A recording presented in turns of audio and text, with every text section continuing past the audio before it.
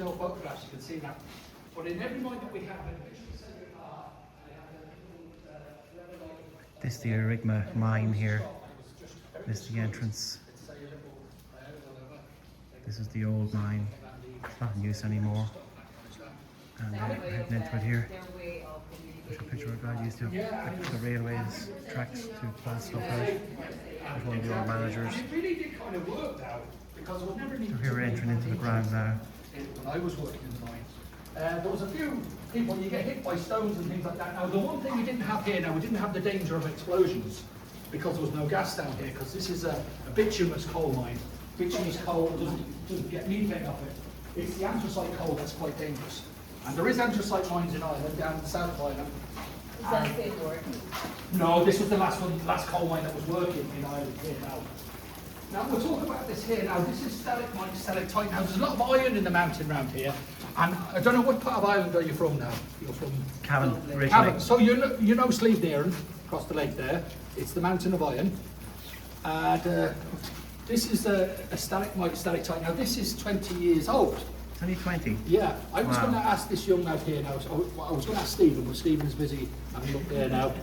There was a young lad came in here now. He's very talkative, and he knew a lot of things about Azuli and all this stuff.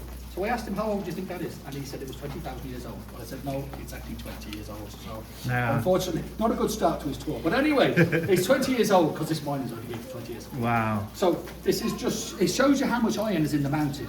So before there was coal mining here, there was iron ore mining about 400 years ago. And they used to smelt down all the iron ore with timber that was in the valley. The whole valleys around here was covered with timber. And they cut down all the timber to smelt the iron ore. And there was iron ore works in Arigna, and there was towards North Leitrim, there was iron ore works as well. And then they ran out of timber. And then quite by accident, they found coal in the mountain. Now the farmers were up here, the sheep farmers, and they seen the glistening black at the bottom there now. And they thought, what's this? And they found it was coal. So then they started to use the coal then to smelt the iron ore. So then the iron ore died out and the coal mine took over. And the coal mining went on for about 200 years up until 1919 when the last coal was mined in Arigna. Okay, so we'll move in again. So as I said, this would be the straight road. And it'd be running straight through the mountain, whatever distance, maybe 2.5 miles. This one is 2.5 miles long inside into the inside. Hard to believe. It was, yeah, have a good idea. It was about 5 foot by 5 foot we used to drive the shaft. The straight road would be about the biggest area. Now it wouldn't be, it'd be probably a little bit narrower than this, but there was 2 sets of rails, remember, and it'd probably be a bit lower in places. Now you could get a high spot where the rocks have got loose and they collapsed down. Yeah. You seem to know a lot about this now, you have a good idea. The miners used to walk with their hands behind their back. And once you got off the straight road, it was very narrow, so they used to walk stooped over all the time. We used to blast the roads, each road would be 12 yards apart, and we used to blast them about 5 foot by 5 foot. So they'd be fine when you blast them immediately, but after a few days, when the coal was taken out then, and the mountain started to compress down, it'd squeeze in, you might go down to 4 foot. And it could squeeze it from the side and from the top, so it would be Goes on forever. yeah, the pressure comes That's down. a lot. Looks, as you could see This it. is a man here now. You see this man down here? He's a collier. He's cutting the coal there. That's how they used to cut it there now. So Mary's going to show us that later with the pick. Isn't that right, Mary? You're going to show us that later. The hand pick. He's got a hand pick there, and he's got the light on his head. So he's lying on his side. So the coal, remember, is only about 18 inches in height. So that's the height of the coal here now. So he's lying on his side. That's the straight road that we've just come in here now, with the 2 sets of rails, okay? Wow. So they drive it in, and then you have a return wheel, and we'll see this set up as we get in further. So you have a return wheel here, and the rope goes round it. And you have an area here called the lie. Now the lie area is where all the drawers, like me filling the hutches, we bring our hutch to this lie area, and there's a set of steel plates, and there's a man here, and he's called a clips man. He's clipping the hutches onto this steel rope, and they're getting sent out. So to the left and right, you can see here now there's a double slope to the left and to the right. Now off this double slope, then you have what's called branches. So the coal face would be running this direction here across the branches. And every 12 yards you have a branch. And in each branch you'd have 1 or 2 men called colliers cutting coal. One might be cutting this side, the other might be cutting that side. Or you could have 1 man, and it depending on how high the coal was, 1 man, and he'd have to cut 2 sides. Each branch is 12 yards apart. Each man has to cut down 6 yards this side, 6 yards that side, and the other man the same here. They meet in the middle, and when they meet in the middle, that's all the coal taken out. Now it's a yard wide and it's 6 yards deep. So he's going in under the rock on the left hand, right hand side, under there, 6 yards. So he's crawling in, and we'll see that set up when we get in as well. So it's very tight and very compact, very labour intensive as well. There was a little bit of machinery in here, and we'll see that later when we get in as well. So as I said, each branch was 12 yards apart, and each branch there was a collier cutting the coal. So the drawer gets his hutch here now. He brings it in. Bye. He fills his hutch. Bye. See you next time. He goes out. Bye. He leaves his full hutch there. He gets an empty hutch that's been pulled in. He goes in, and then he goes to the next branch. He picks a hutch of coal out of that branch. So he's doing that all day. And all the drawers across here, there's a drawer in each of these 2 branches. There's a yard of coal taken off this coal face every day. So every day these branches are moving in 1 yard. So they might go in 50, 60, 70 yards. So it's a long trip in, and every day my work is it's increasing by a yard. So eventually it's getting very long, it's slowing me down. So they stop this branch, and then they start 2 more double slopes to the left and right. We extend the rope in, extend the lie area in, and we just start the whole process over again. Wow. So the mine is mined in sections like that. And that's the mining technique that all the mining companies around here used to use. There was a number of mining companies now. The one I worked for was the Leydens. That was the biggest mining family around here. But there was other mining groups as well. There was Flynn's, which were down the valley here now. They had a mining company used to mine as well. They used the same technique. And then there was Wins on the other mountain towards your direction. And they had a smaller operation employing about 25 men. The Leydens had over 200 men working for them. Big difference. Yeah, so they were the biggest company, and probably the most one that's most known for this area. So after the coal is taken out then in the evening, an evening shift comes in, and they're called the back shift, or the brushers. And their job then is to blast the rock or the slate that was above where the coal was taken out to drive the branch in. And they were paid as well. Now they were paid on per yard, number of yards that they blasted in. The men during the day were paid by the number of hutches that they put out. So the man cutting the coal, he put out maybe 5 or 7 tons of coal. He was paid per ton, and the drawer was paid per ton as well, or per hutch. He got so much per hutch, and so you could make very good money. And in those days, we were quite well paid, relatively speaking, to other jobs. So we have a look here now. This is a cross section of the mountain. So we're on this seam here now, which has got sandstone above it and below it. The seam that we were mining for up to 1990 was really this seam up here now. And it was had slate above it, so it was a little bit easier to blast through the slate than it is to blast through the rock, and a bit healthier as well. Sandstone is very, very dusty when you drill it. It creates a dangerous dust, which is silicosis. Now you get a bit of silicosis from drilling slate as well, but not as bad as sandstone.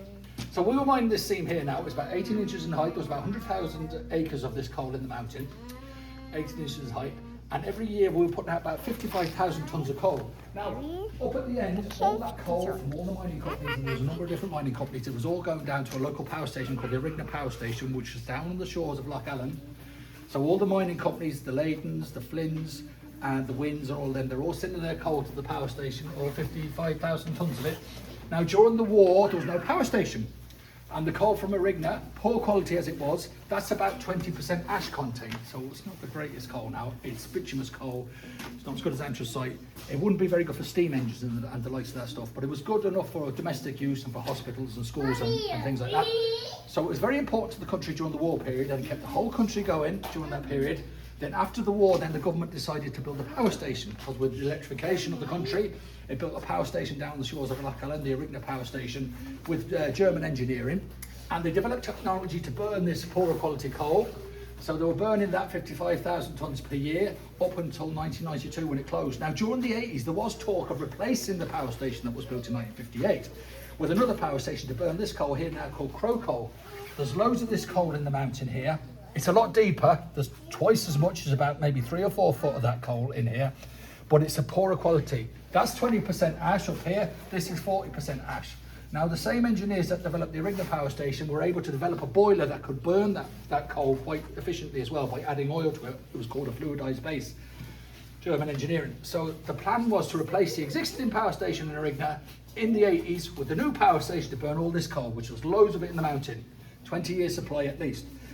But it was decided then, due to the economic situation and consolidation of the ESB, they were consolidating into the main power station down in Money Point, the big power station down there on the Shannon Estuary, and they were going to import coal.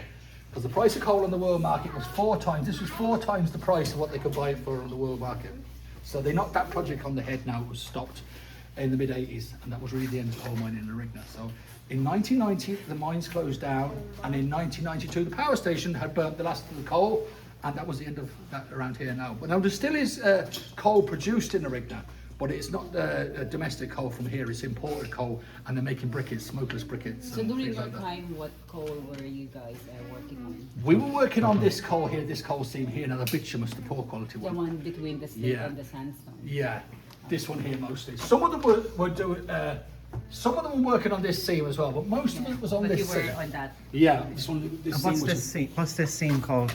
That's just, it'd be the same as that now, but it wouldn't be as high a quality, it might be a bit lower. This would be better quality. That's not crow coal then. No, this would be the crow coal down here. No, What's this this- one? What's this called? It'd just be the bitumen, the same 20% ash, right? Okay. Yeah, same, but it's not as I said. I see you used to have names here. See that? Yeah, The tape is over there. maybe not now. I know they had a name up here, but it was the wrong name. Right. There's Black Diamond they had up there now, and it's far from Black Diamond now. I can tell you that much. So we took it off. Have you seen any good gem?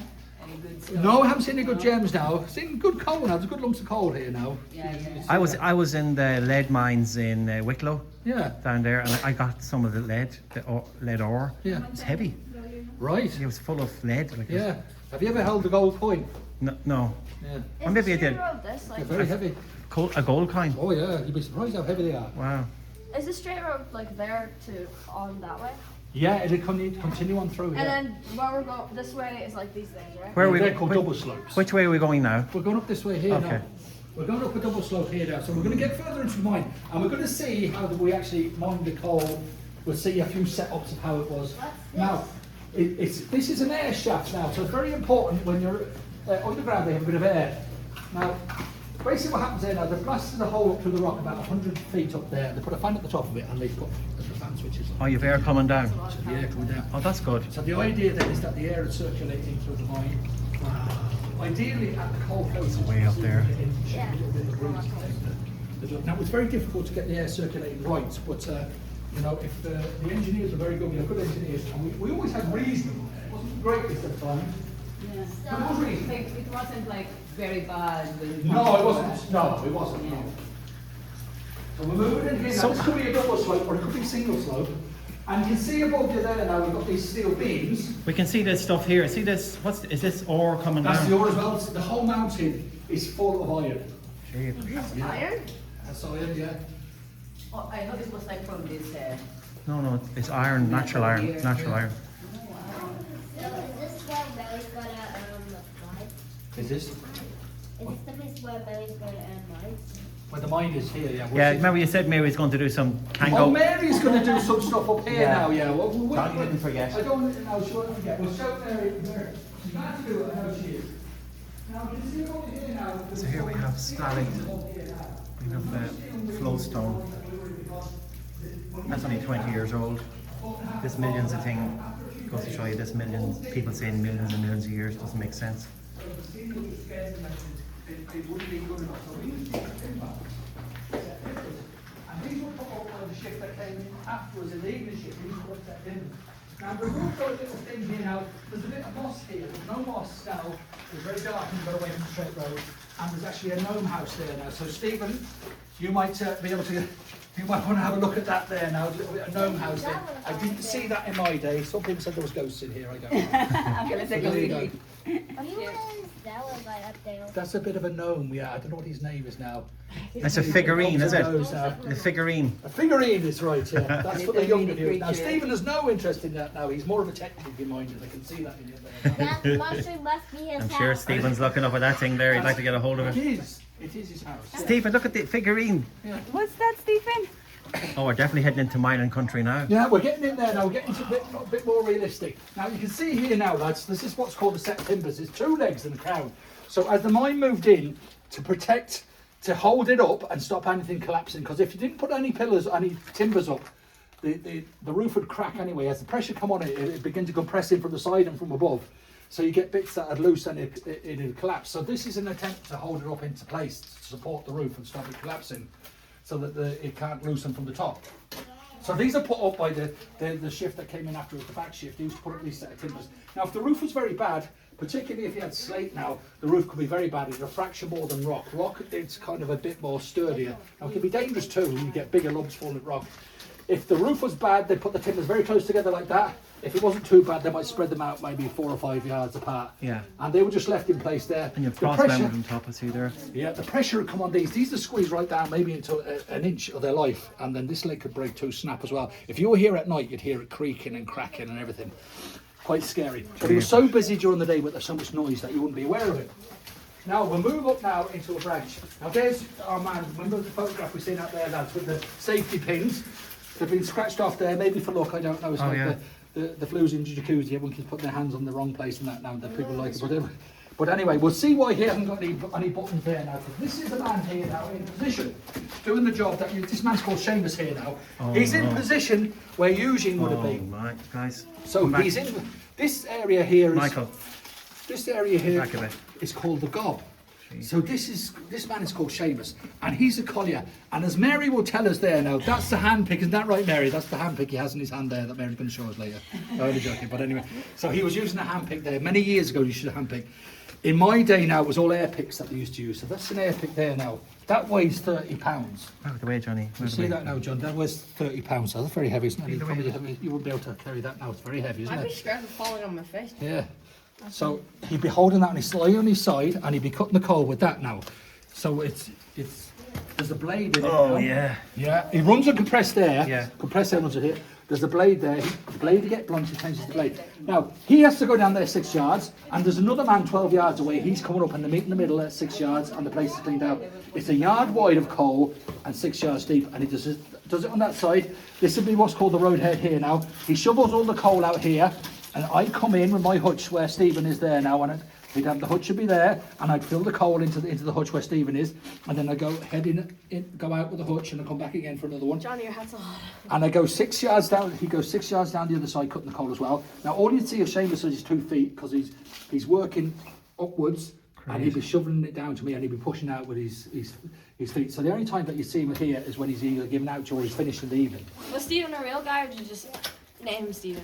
We just call him the Seamus. Oh, sorry. Yeah, we call him Seamus. It's not Steven. Seamus, yeah. Mary, pay attention. There was look, Mary. There was Sorry, I was Mary. You're going to be looking at cutting this guy. coal shortly now. You're going to have to. Get ready for work, Mary.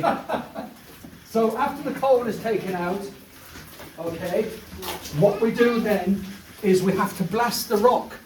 So this is done by the evening shift. So their job then is to come in and to blast the road in. So we want to blast the road in to get at the coal for the next day. Michael, excuse me. So what they do there is they drill 3 holes in the rock. If it was slate now, 1 hole would do you. So there's a hole there now. So you drill 3 of them, 2 at the top and 1 at the bottom, and then you fill it with gelignite.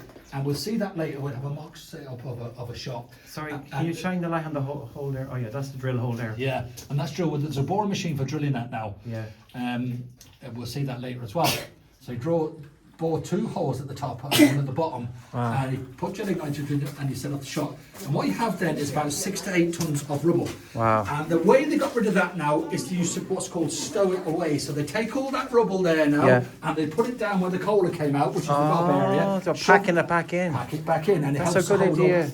Helps to hold up to a certain extent, as you know, when it compresses, it's still going to move around sideways. Great idea. So as much as they can, anything that's left over, they put it into an empty hutch and it gets sent out to the hill area, dumped on those slag heaps that you see outside. Yeah. So, and then what they do then is they dress down the sides to make sure that it's safe for the men working in the next day, make sure there's no loose rocks. The idea now here is to kind of keep this as tight as you can. You don't want to have it too wide. It's quite wide there now, but you're gaining nothing by having a wide road, because we're just trying to get in at the coal and we want to get the hutch in. It could fall down, couldn't it, over a period? And if it's wide as well, there's more chance of falls. Yeah. It'll be looser. So if you keep it tight, it's better. So keep it compact. And then when they've done all that, dressed it all up, they put up a set of timbers here now. They'll extend the rails in. There'll be a set of rails here, and then extend in the hose as well. And it's ready to go for the next day. So that's So you guys do that every day? every day, yeah. Now the men that were doing that job, they were paid so much per yard that they brushed or blasted through, and they would get 4 hours as well. So that'd be days paid. Now if they're very good. Would you get much of a break in the day? About half an hour. For lunch? Yeah, it was really as much as you wanted, because when you sat down, you got very cold. Yeah. You had a heavy coat, and You're undone. So All it sweat and was, sweat. It was just get in and get out. So Yeah. sit down. What time would you everyone- start? You start at 8:30. You'd start around 8:30. And what would you finish at? You'd be finishing around 2:30 to be outside for 3. Okay. So it was That's a short day. Yeah, short day. A tough intense, day. A Intense tough with day. one break in the middle of it. Yeah. Now everyone used to meet together when they had the break, the one break, and that was called peacetime because everything went quiet. Did you go down to the miners' pub, the miners' bar? On the way home, maybe at the weekends. No, I never did. No, I never used to go to the pub afterwards. But some of them did. Yeah. They did, yeah, some of them did. A hot whiskey. Hot whiskey and maybe 10 pints of Guinness or whatever. It was fantastic. Yes, Excuse me. yes. Is this where Mary's gonna mine? No, Mary's going to mine further down. Mary. Why is everyone voting me? Yeah, wow, Johnny's interested in this Mary deals. Mary's going to show us later now. You might get away with it. I'm looking forward to seeing this little mining of Mary.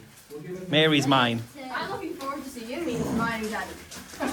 Oh yeah, I'll give it a go. I'll let you go first, so you're the tough girl. So it's only 10 degrees here now.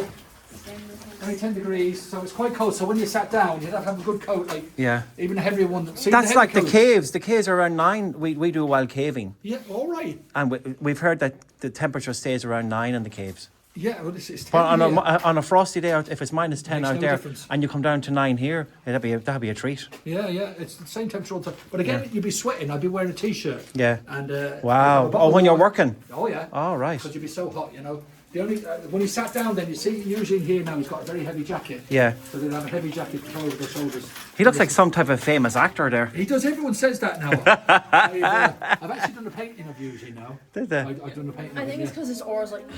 yeah. He was a man What of year few would words. that be?